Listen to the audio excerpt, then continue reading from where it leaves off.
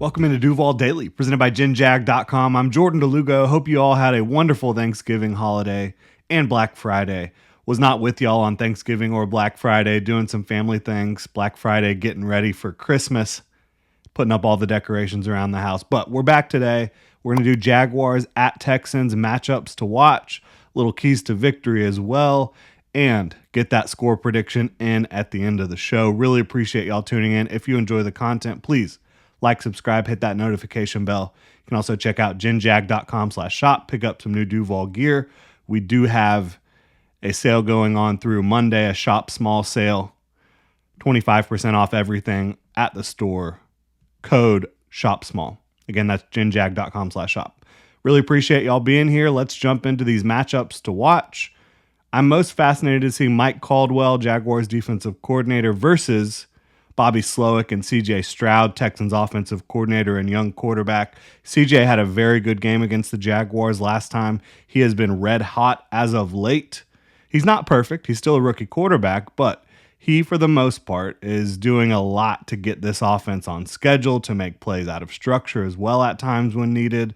This is a young quarterback that is showing that he's the real deal. And I'm a big fan of what CJ Stroud's doing from a leadership perspective, from an on-field perspective.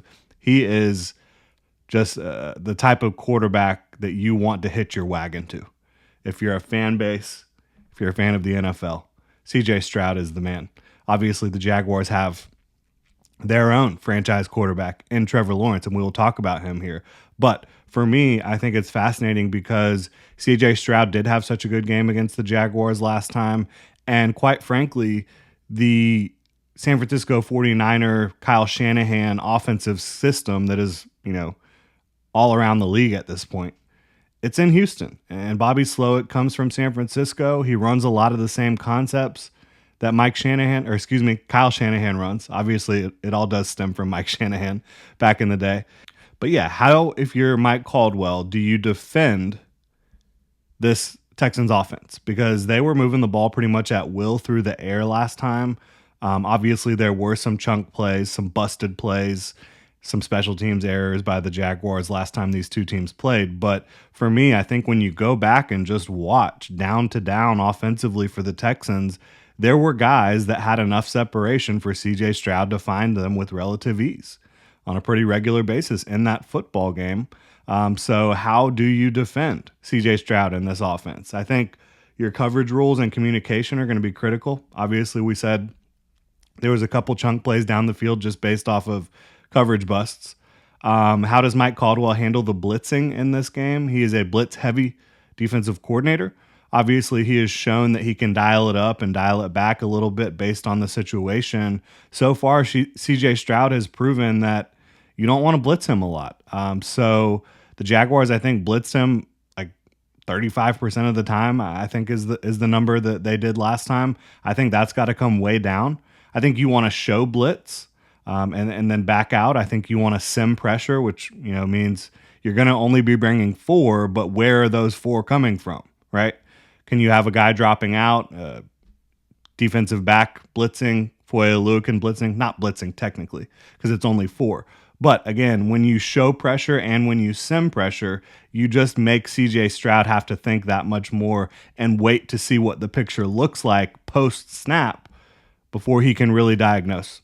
So I think you need to do some of that. Obviously, I think you need to show him some different things in coverage as well, pre-snap and move it post-snap, show a different picture after the snap. I think if you're able to do those things and avoid miscommunications, avoid coverage busts, mental mistakes, you're going to have a shot to slow down the Texans offense better than you did last time, and certainly slow them down better than you did the San Francisco 49ers. The 49ers, they do not have the same level of talent throughout the offense, especially with the skill players, but the Texans have good skill players, right?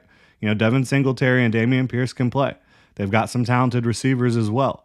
So it's not barren in Houston. It's just not quite the same level the 49ers bring to the table. But one thing the Texans do have, they have a good offensive line. And they have an offensive line that kicked the Jaguars' ass last time despite kind of being undermanned.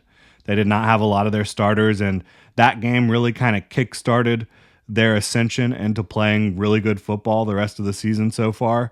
I want to see Josh Allen versus Laramie Tunsil in this one. I want to see Josh Allen go out there and have a game because they need him to have a game in this one, in my opinion, right?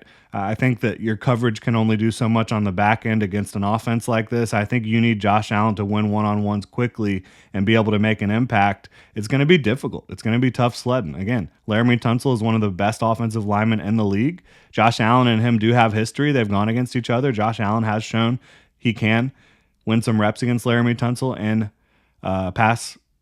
clear passing situations, trying to get to the quarterback. Can he do it in this one? I think he needs to for the Jaguars, and I think everybody's got to step up across the defensive front. But I think Josh Allen is the leader of that defensive front in terms of the defensive line, at least. And I think he needs to have a day. I think both linebackers need to have a day as well. When you talk about Foye Oluokun and Devin Lloyd, they are tasked with doing quite a bit against this Houston Texans offense. And if they're able to come up money, they're going to give the Jaguars a chance as well to win this football game. I'm also looking at Anton Harrison versus Will Anderson. I don't know that this is going to decide the game or anything like that, but Anton Harrison, a first-round pick. Will Anderson, one of the top picks in the draft.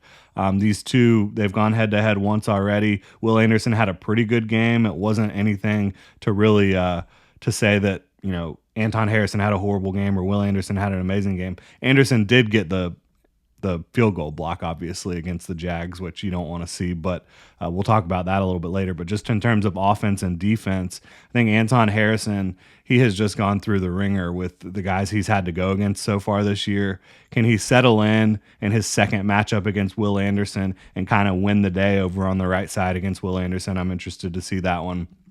And then Calvin Ridley versus, all the Texans DBs, but I want to see him against Tavier Thomas in the slot. Tavier Thomas is a very good nickel corner.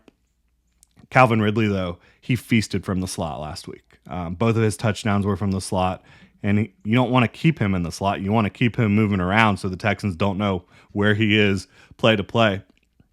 And they need to identify that, and then you can try to take advantage of what they're doing. I think that's absolutely the way to play with Calvin Ridley. So I want to see Calvin Ridley versus all of the Texans corners, but specifically Tavier Thomas, get him lined up there. Tavier Thomas is a good player, but I don't think he's handling Calvin Ridley one-on-one. And then looking at my keys to victory, you got to stop the damn run. Got to do it. The Jaguars did a decent job of that against Dameon Pierce last time, but they were able to get Singletary going in that game a little bit, and he was pretty effective against the Jaguars.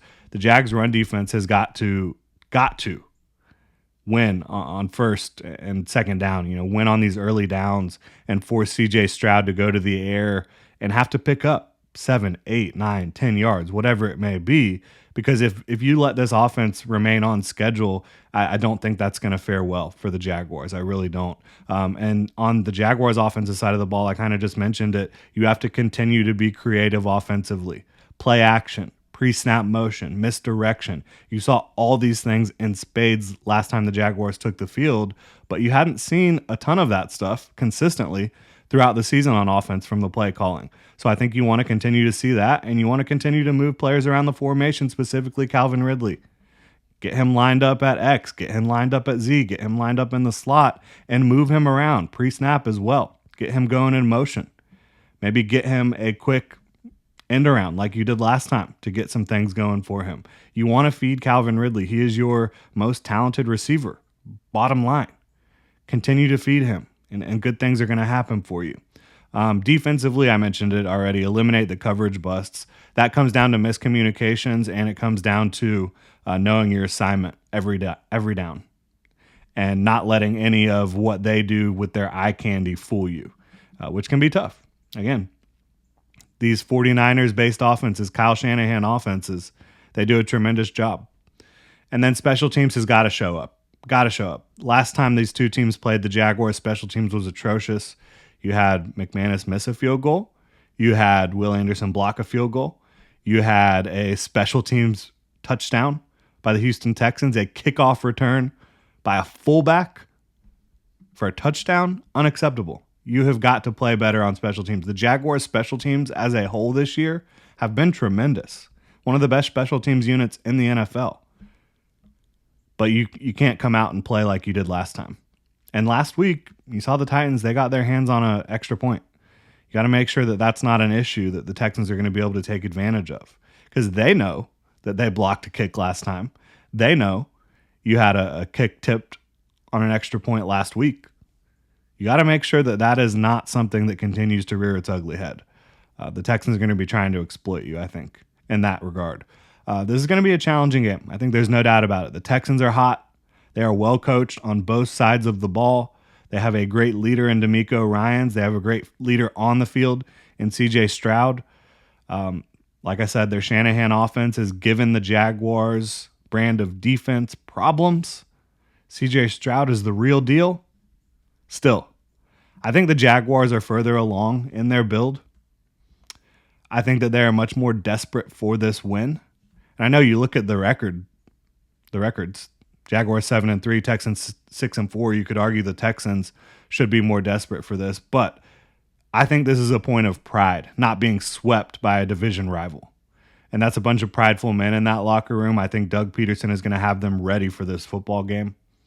I think they're going to go out there and they are going to avoid being swept by a division rival. Jaguars 26, Texans 24. McManus field goal wins it late.